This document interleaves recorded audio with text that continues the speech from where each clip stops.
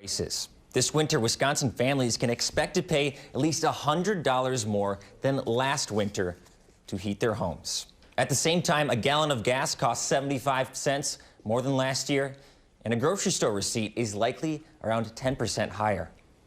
How would you help the people of Wisconsin who are struggling right now? Governor, you have 1 minute. Well, thanks so much for that. To the broadcasters for inviting us today and making this happen. And of course, thanks to the voters that are watching in tonight. I have a plan around this. Obviously, inflation is something that is a worldwide phenomenon, and the impact of that inflation is also, spread across the entire world. That said, I do have a plan, and I've been really hoping that the Republicans would come into session and we could do something about it right now. But my plan is this: to mitigate against inflation, we're going to lower our taxes on our middle-class folks in the state of Wisconsin by 10%. We're going to get rid of the minimum markup law on gasoline, which could save people up to 30 cents on a gallon, and also some tax credit issues. But most importantly, the one that is most important is the one about child care credit.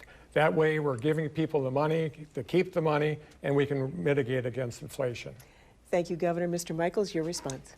Yeah, thank you for hosting this tonight, WBA, and thank you for the panelists. But most importantly, thank all of you for tuning in tonight and taking part in this important political process. It's a big election coming up in a few weeks, and the future of Wisconsin is what is at stake here.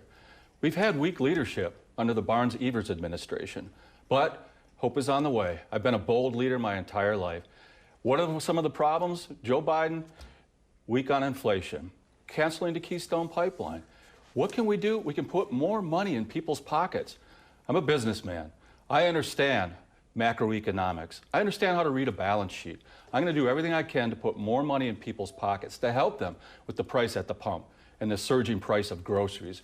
We're going to do massive tax reform, get more money in people's pockets here in Wisconsin, and the hardworking, tax-paying people of Wisconsin will spend more of that money on goods and services, helping make our economy here even more robust.